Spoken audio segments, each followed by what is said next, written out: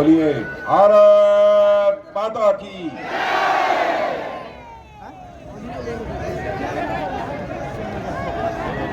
इस क्षेत्र के कैंडिडेट श्री मनोज टिक्का,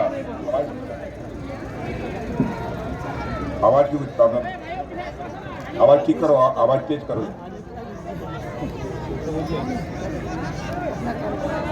श्री मनोज टिग्गा यहाँ के कैंडिडेट श्री निखिल रंजन राय, cluster in charge Shri Vishal Lama, MLA Shri Alok मित्रा, कन्वीनर श्री नारायण मनोज मानव लामा, श्रीमती कविता करकटा, श्री मिथुन दास, श्री राजेश बारला, श्री कृपा शंकर जायसवाल, श्री राजेश छेत्री, श्री उत्तम लामा, श्री रुद्र मंडल, श्री अभिनारायण शर्मा, श्री विकास मित्रा, श्री विमल महाली और इस सभा में मौजूद मेरे अलीपुरद्वार के सभी सम्मानित बहनों एवं भाइयों, पहली बार इस स्थान पर इसी सभा को संबोधित करने के लिए आप सबके सामने मैं खड़ा हुआ। पहली बार आया हूं, फिर भी आप लोगों ने बहुत ही गर्मजोशी के साथ मेरा स्वागत किया है, मेरा अभिनंदन किया है।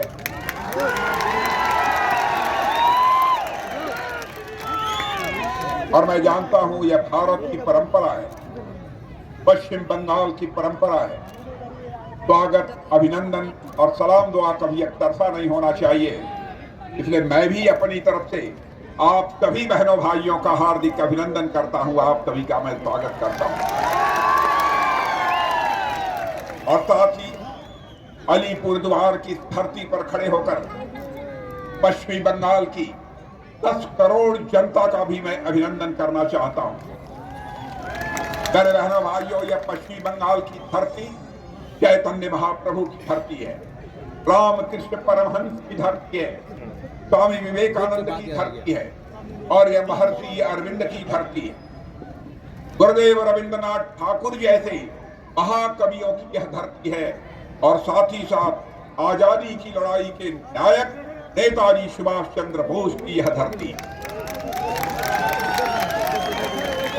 और जिस राजनीतिक पार्टी भारतीय जनता पार्टी से हम आते हैं, इसका नाम पहले भारतीय जनसंघ हुआ करता था। भारतीय जनसंघ के हमारे पहले अध्यक्ष कोई हुए हैं, इसी पश्चिमी बंगाल की धरती पर पैदा हुए, पश्चिमी बंगाल की मां की कोख से पैदा हुए पंडित श्यामा प्रसाद मुखर्जी हुए। आज से नहीं, जब से हमारी पार्टी का जन्म हुआ है, उसके जन्मदाता यदि कोई है तो पंडित श्यामा प्रसाद मुखर्जी इसी पश्चिमी बंगाल की धरती के हैं। मेरे बहनों भाई, पश्चिमी बंगाल का जैसा विकास होना चाहिए था, आजादी के इतने वर्ष गुजर जाने के बाद वैसा विकास आज तक नहीं हो पाया।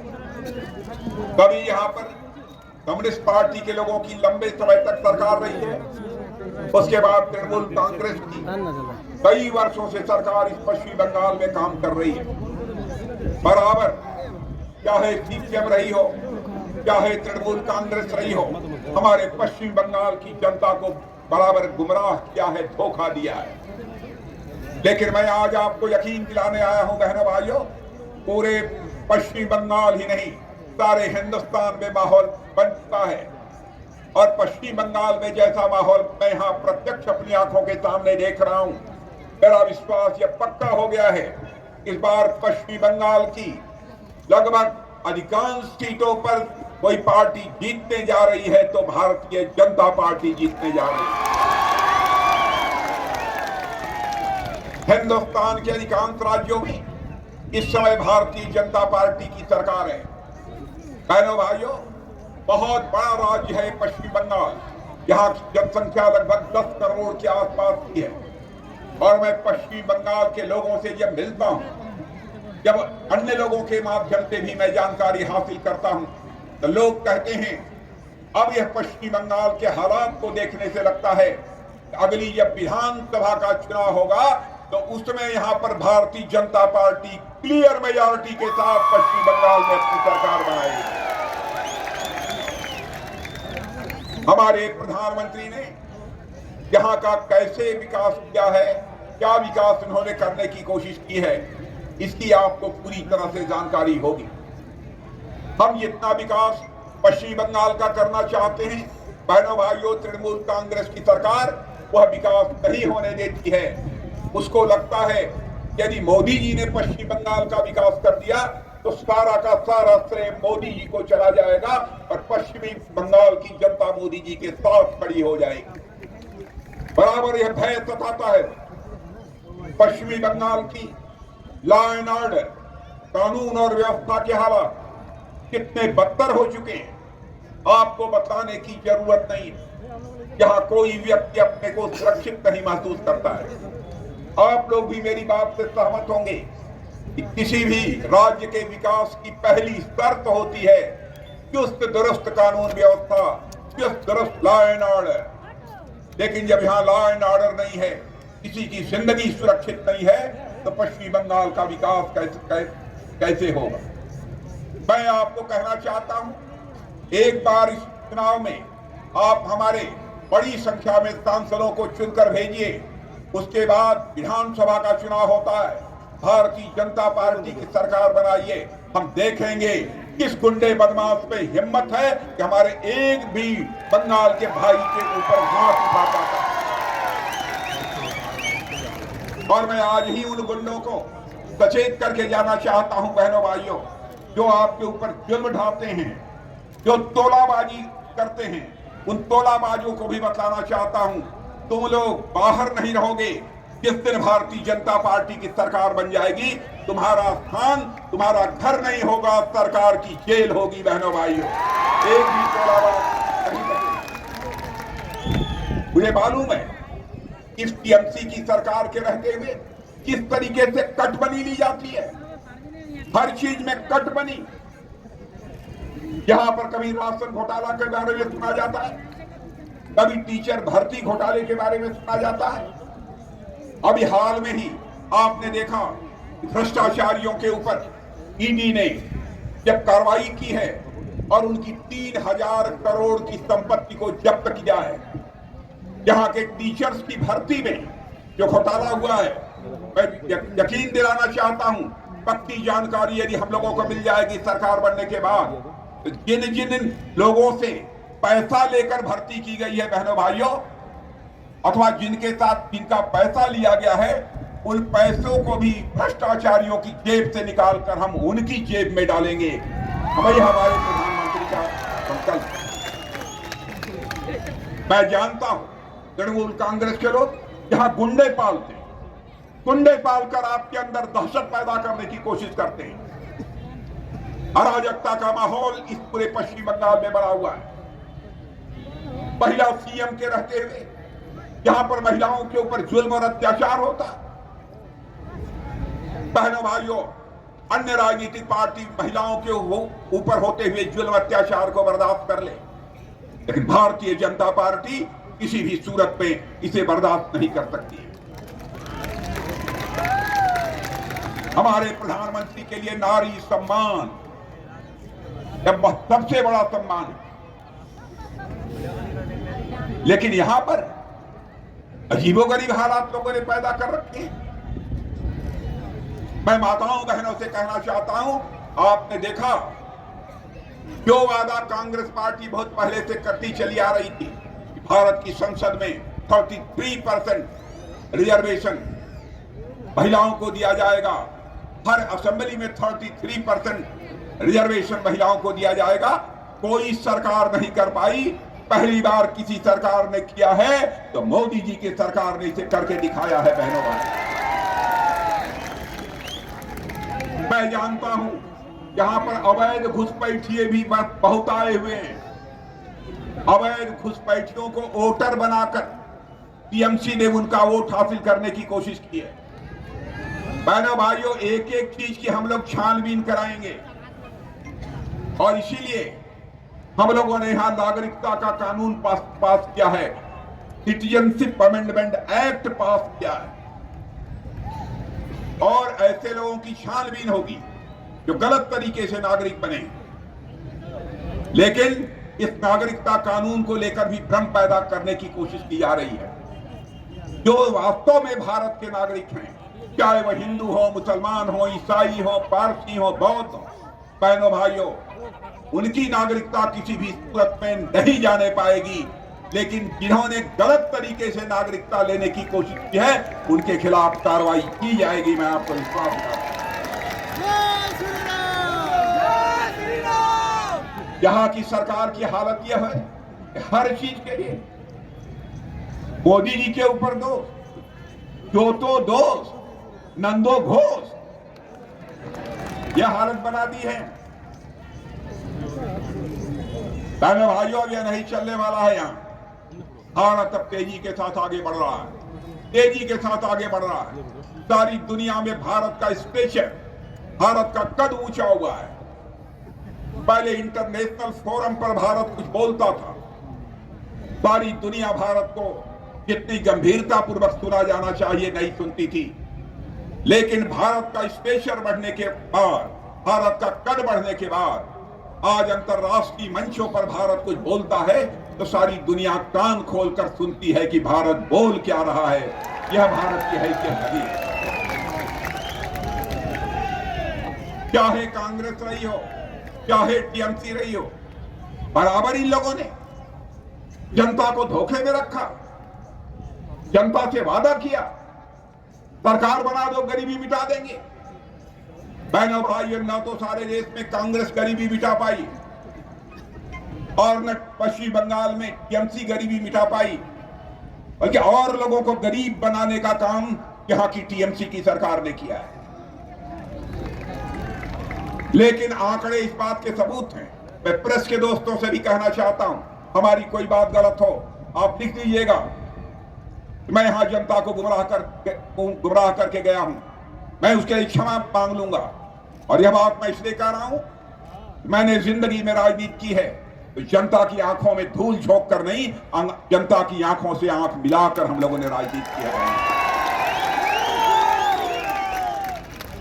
आपको धोखा देकर, आपको गुमराह करके हम आपका समर्थन नहीं चाहेंगे। हम आपका विश्वास हासिल करना चाहते हैं, आपकी आंख से आंख मिलाकर हम आपका विश्वास हासिल करना चाहते हैं। हम लोग ऐसी पार्टी गरीबी दूर करेंगे, गरीबी दूर करेंगे। कांग्रेस के लोग, नेहरू जी भी कहा करते थे गरीबी दूर करेंगे, इंदिरा जी भी कहती थी गरीबी दूर करेंगे, राजीव गांधी भी कहते थे गरीबी दूर करेंगे, किसी ने नहीं किया। लेकिन करिश्मा करके दिखाया है तो आज के भारत के प्रधानमंत्री नरेंद्र मोदी ने करके दिखाया। यह मेरा आंकड़ा नहीं है, नीति आयोग ने और बहुत सारी जो फाइनेंशियल फर्म्स हैं उन्होंने यह दावा किया है। भारत के प्रधानमंत्री मोदी जी ने 8-9 वर्षों के अंदर हिंदुस्तान में करिश्मा कर दिया है। 25 करोड़ लोगों को गरीबी रेखा से बाहर करने में कामयाबी हासिल की है। बहनों भाइयों, जो काम आज तक कोई नहीं कर पाया, जो काम आज तक कोई नहीं कर पाया, वो हमारे प्रधानमंत्री ने किया है। मैं आपको याद दिलाना चाहता हूं, कोरोना का संकट पैदा हुआ था। कोरोना के संकट के दौरान भी जिस मुस्तैदी के साथ हमारे प्रधानमंत्री ने काम किया है, उसका मुकाबला किया है। आप सभी अच्छी तरह परिचित, उसकी सराहना दुनिया के दूसरे देशों में भी हो रही है। मैं दावे के साथ कहता हूं, यहां भी जो आप सब सारे लोग बैठे हैं, कोरोना की वैक्सीन सबको 2 डोज या 3 डोज निश्चित रूप से लगी होगी।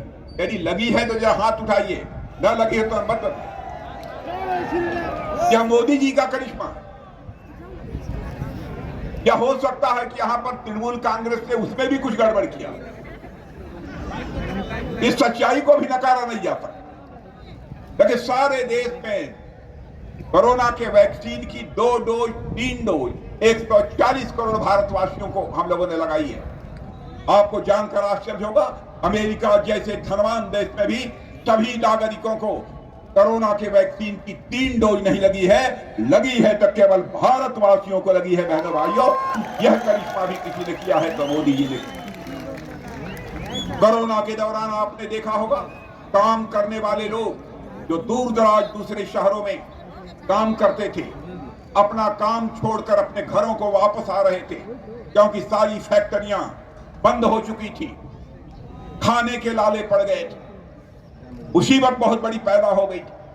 पैदल लोग चल पड़े थे अपने घरों की तरफ। उस समय लोगों के लिए भोजन यह सबसे बड़ी समस्या हो गई थी। उस समय हमारे प्रधानमंत्री ने यह संकल्प लिया कि हम हिंदुस्तान के ऐसे सारे परिवारों को 5 किलो मुफ्त राशन मुहैया कराने का काम करेंगे और 5 किलो मुफ्त राशन मुहैया कराया। लेकिन मैं जानता हूं पश्चिमी बंगाल की सरकार ने उसमें भी गड़बड़ी, पश्चिमी बंगाल की सरकार ने, टीएमसी की सरकार ने उसमें भी गड़बड़ी की है। मैं ममता दीदी आपसे कहना चाहता हूं, सब करो लेकिन जनता की पेट पर लात मत मारो। ममता दीदी, मैं आपसे यही कहना चाहता हूं, जनता के कष्ट की आह बहुत बड़ी होती, बड़े से बड़े लोग जनता के कष्ट की आह में भस्म हो जाते।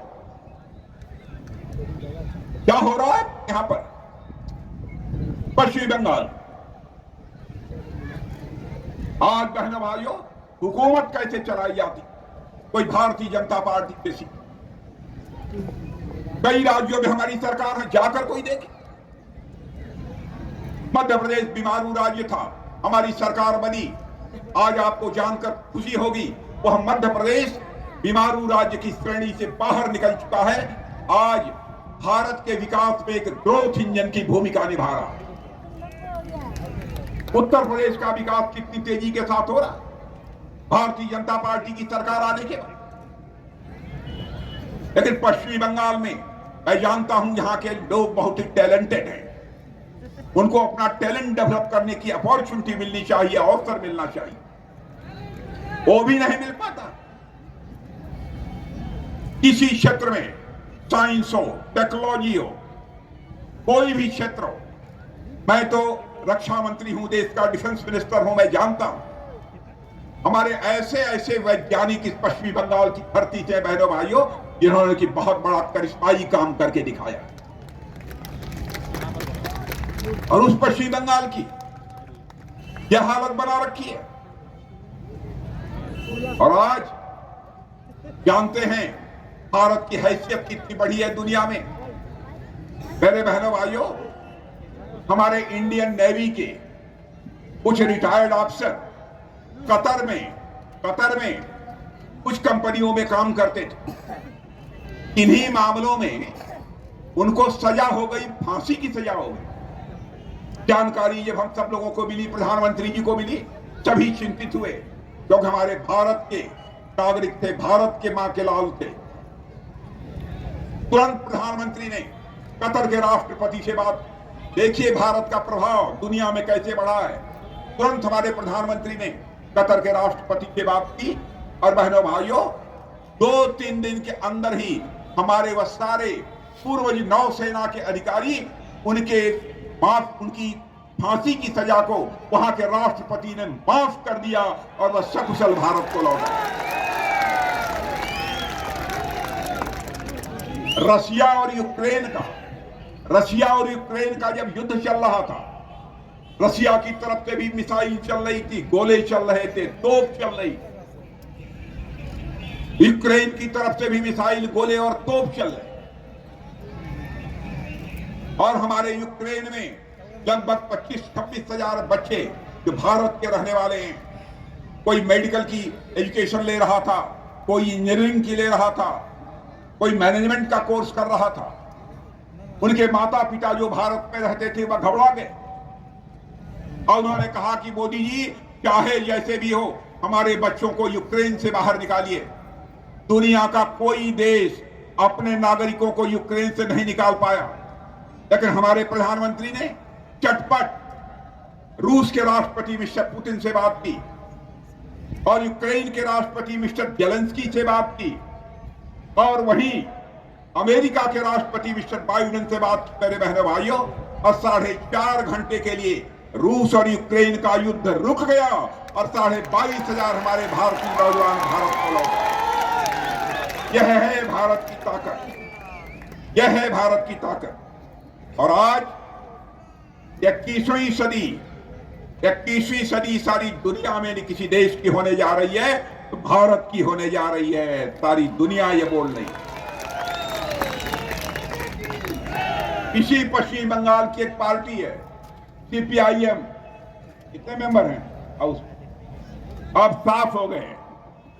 यह लोग कहते हैं इनकी सरकार तो आने वाली नहीं, लेकिन है यही की पार्टी। ये लोग ये कहते हैं हम लोग जब सरकार बनाएंगे या हमारी इंडी अलायंस की सरकार बन जाएगी तो हम न्यूक्लियर बम को समाप्त कर देंगे।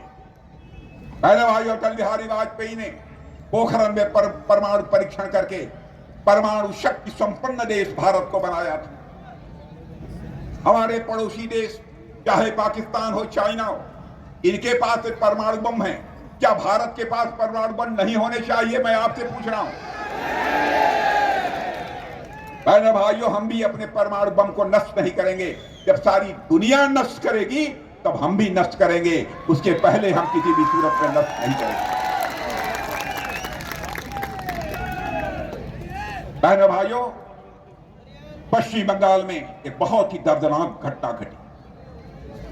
मैं ममता जी से कहना चाहता हूं, आपके रहते संदेश खाली जैसी घटना पश्चिम बंगाल में हुई। बहनों के साथ लंबे समय से अत्याचार किया जा रहा था, उनके ऊपर जुल्म ढाया जा रहा था। आपको और आपकी सरकार को पूरी जानकारी हो चुकी थी, लेकिन एक अपराधी को संरक्षण दे रही थी आपकी सरकार। और बहनों भाइयों, अब तो CBI जांच प्रारंभ हो चुकी है। अब वह शख्स जेल में है। मैं संदेश खाली की माताओं बहनों को भी बतलाना चाहता हूं, पूरी तरह से आश्वस्त रहना, तुमको इंसाफ मिलकर रहेगा, तुमको न्याय मिलकर रहेगा। दुनिया की कोई ताकत रोक नहीं। बहनों भाइयों, यहां पर लॉ एंड ऑर्डर की सिचुएशन बद से बदतर हो चुकी। कानून व्यवस्था नाम की कोई चीज, और जब तक कानून व्यवस्था दुरुस्त नहीं होगी तब तक किसी भी सूरत में पश्चिम बंगाल का विकास नहीं होता। इसलिए आज मैं आपसे कहने आया हूं, इस हिंदुस्तान की अकेली पार्टी है भारतीय जनता पार्टी। जो कहती है वह करती है। हमारे वर्ड्स और डीड, हमारे कहने और करने में कभी अंतर नहीं होता। जो लोग मानते हैं, मैं उनसे कहना चाहता हूं, हमारे इलेक्शन मैनिफेस्टो को उठाकर देखिए, इलेक्शन मैनिफेस्टो को उठाकर देखिए। हमने जो कहा था वह किया। हमने कहा था जम्मू कश्मीर की आर्टिकल 370 को हम समाप्त करेंगे, यानी संसद के दोनों सदनों में हमको बहुमत मिले। और बहनों भाइयों, संसद के दोनों सदनों में बहुमत मिलते ही चुटकी बजाकर हम लोगों ने धारा 370 समाप्त कर दी। और जम्मू कश्मीर का आज वही दर्जा है जो हिंदुस्तान के अन्य राज्यों का दर्जा है। हम लोगों ने कहा था यूनिफॉर्म सिविल कोड लाएंगे, समान नागरिक संहिता। मैं कहकर जा रहा हूं पश्चिम बंगाल की धरती पर, इस बार हमारी सरकार बनने दो बहनों भाइयों, हम समान नागरिक संहिता, यूनिफॉर्म सिविल कोड लाएंगे, लाएंगे, लाएंगे। दुनिया की कोई ताकत नहीं रोक। हम लोगों ने कहा था हमारी सरकार बनेगी तो अयोध्या की धरती पर भव्य राम का मंदिर बनकर रहेगा। जब राम मंदिर का आंदोलन चल रहा था, हम लोग नारे लगाते थे, राम लला हम आएंगे, मंदिर यहीं बनाएंगे। हमारे विरोधी लोग कहते थे लेकिन तारीख नहीं बताएंगे। बहनों भाइयों, देखा आपने, 22 जनवरी का दिन आ गया, अयोध्या की धरती पर भव्य राम का मंदिर बनकर तैयार हो गया। और 22 जनवरी को हमारे प्रधानमंत्री ने राम लला की प्राण प्रतिष्ठा भी कर दी। और आज आपको मैं कहना चाहता हूं, भगवान राम, राम लला अपनी कुटिया, अपनी झोपड़ी से निकलकर अपने महल में पहुंच चुके हैं। बहनों भाइयों, अब भारत में राम राज्य का आगाज होकर रहेगा, मुझे पक्का विश्वास।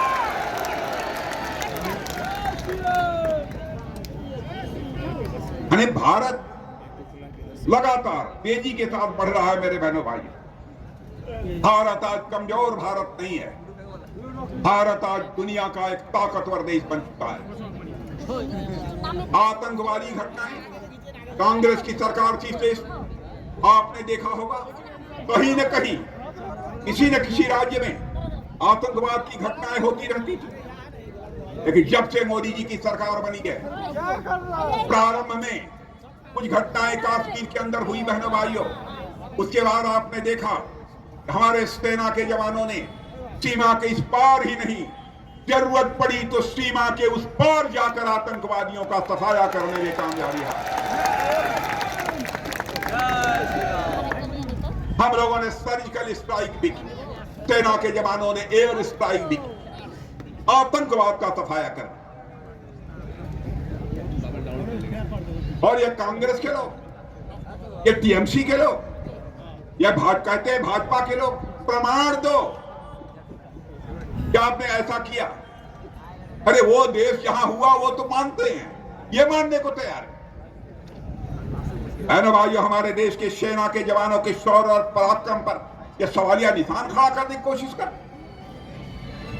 देश ऐसे नहीं चलेगा।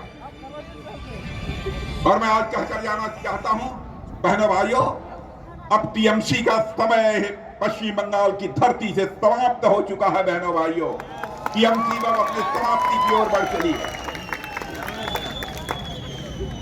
और मैं यह भी जानकारी देना चाहता हूं, भारत का सम्मान, हमारे प्रधानमंत्री, हमारी पार्टी, लोग कहते हैं हिंदू मुसलमान के आधार पर बांटकर देश को चलाना चाहते हैं।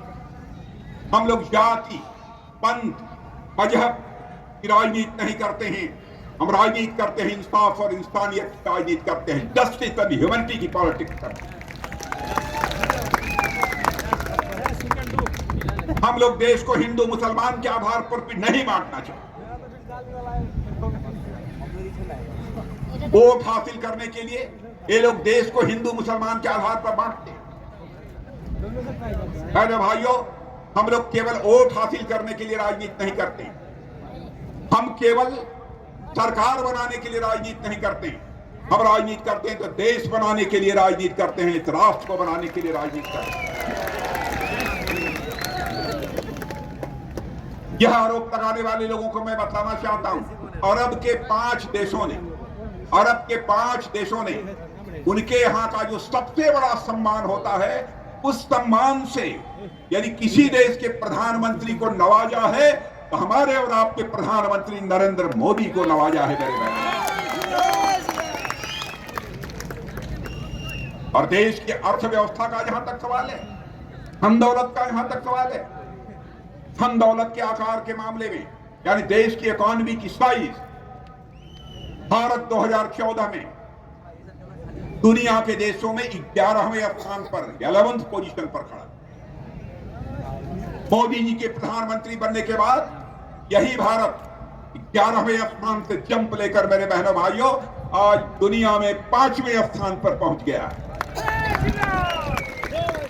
और दुनिया के बहुत बड़े बड़े इकोनॉमिस्ट, बहुत बड़ी बड़ी फाइनेंशियल फर्म्स कहती हैं कि भारत में विकास इतनी तेजी के साथ हो रहा है, अब इस सच्चाई को नकारा नहीं जा सकता है कि 2027 आते आते भारत दुनिया की टॉप 3 कंट्रीज में आकर खड़ा हो जाएगा। यह है हमारा भारत। कांग्रेस के लोगों ने, इन सब सारे लोगों ने, इंडिया अलायंस के लोगों ने ऐसे हालात बना रखे थे, यहां तो गोले, मिसाइल, फाइटर प्लेन, हर चीज दुनिया के दूसरे देशों से। हमारे प्रधानमंत्री ने कहा नहीं, हम बहुत हो गया, अब हम दुनिया के दूसरे देशों से नहीं खरीदेंगे, वहां से हम इंपोर्ट नहीं करेंगे, हम भारत की धरती पर बनाएंगे, भारत के नौजवानों के हाथों से हम बनाएंगे। और यह सिलसिला हम लोगों ने प्रारंभ किया। जहां 2014 के पहले केवल 600 करोड़ का एक्सपोर्ट ये लोग करते थे, अब बहनों भाइयों 1 महीना पहले हम लोगों ने 21,000 करोड़ का एक्सपोर्ट किया है। यह भारत। फाइटर प्लेन भी हम लोग बना रहे हैं, फाइटर प्लेन भी हम बना रहे हैं। इसे मैं कहने आया हूं, भारत की ताकत बढ़ रही है। बहनों भाइयों, इस बार का वोट तो होगा आपका, केवल संसद सदस्य चुनने के लिए नहीं होगा, बल्कि टीएमसी को यह संदेश हो जाएगा कि अब तुम्हारी राज्य सरकार भी यहां से जा रही है, भारतीय जनता पार्टी की सरकार आ रही है, इसका भी संदेश साफ तौर पर चला जाए। आपके प्रत्याशी हमारे मनोज टिग्गा, भाइयों, मनोज टिग्गा को बोलते हुए मैंने पहली बार सुना।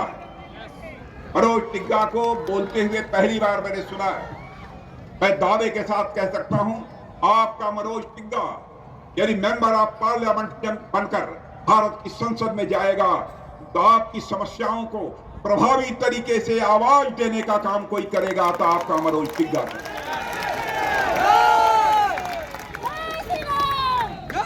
इसलिए मनोज टिग्गा को कमल के फूल का बटन दबाकर भारी मतों से विजय दिलाएं, यही अपील करने के लिए आया हूं और यही मोदी जी का संदेश लेकर आया हूं। और मैं कहना चाहता हूं, जिन लोगों को पक्का घर अभी तक नहीं दिया है, हम लोगों ने पैसा दे दिया, सब कुछ किया, राज्य सरकार ने जिनको अभी तक पक्का घर नहीं दिया है उनको पक्का घर हमारी सरकार आने के बाद मिलेगा। मेरे बहनों भाई, माताओं बहनों को यकीन दिलाना चाहता हूं, नल के माध्यम से हर घर में हम जल पहुंचाएंगे। हिंदुस्तान के कोने में दूसरे राज्यों में जाकर पता लगा ली।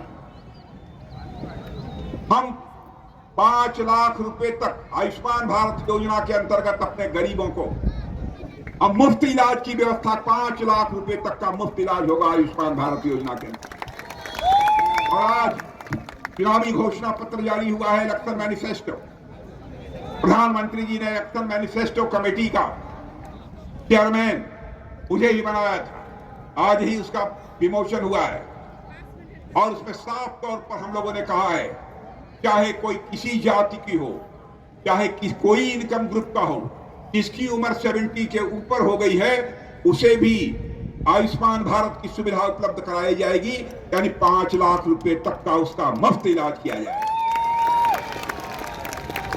जिस परिवार के घरों में अभी तक एलपीजी गैस सिलेंडर नहीं पहुंची है, उनको मुफ्त में एलपीजी गैस सिलेंडर मुहैया कराया जाएगा। इस पश्चिम बंगाल में भी मैं जानता हूं बहुत अन्याय हुआ है, यहां के लोगों से पर जुल्म हुआ है, हमारे प्रधानमंत्री की योजनाओं को यहां तक नहीं पहुंचाया गया। हम लोगों ने स्ट्रीट वेंडर्स तक की चिंता की है। अभी तक बैंक से जो उनको 50,000 रुपया मिलता था, उसको बढ़ाकर हम लोगों ने फैसला किया है कि हम इसको 2 गुना करेंगे। आज हम लोगों ने घोषणा की, नौजवानों को भी जो लोन मिलता था उसे भी बढ़ाने का फैसला किया है। अब लंबी चौड़ी बात आपसे नहीं करना चाहता, इसीलिए इस पश्चिमी बंगाल का भविष्य बनाना चाहते हैं। बहनों भाइयों, यहाँ की टीएमसी सरकार जानी चाहिए और भारतीय जनता पार्टी की सरकार यहाँ आनी चाहिए। और संसद की सभी सीटों पर भारतीय जनता पार्टी की विजय पताका फहराकर बड़ी संख्या में सांसदों को भारत की संसद में भेजिए, यही अपील करते हुए और आप सभी को धन्यवाद देते हुए अपना निवेदन समाप्त करता हूं। आप सबको बहुत बहुत धन्यवाद। एक बार सभी लोग यहाँ तेजी से आवाज लगाइए, बोलिए भारत माता की, भारत माता की। बहुत बहुत धन्यवाद।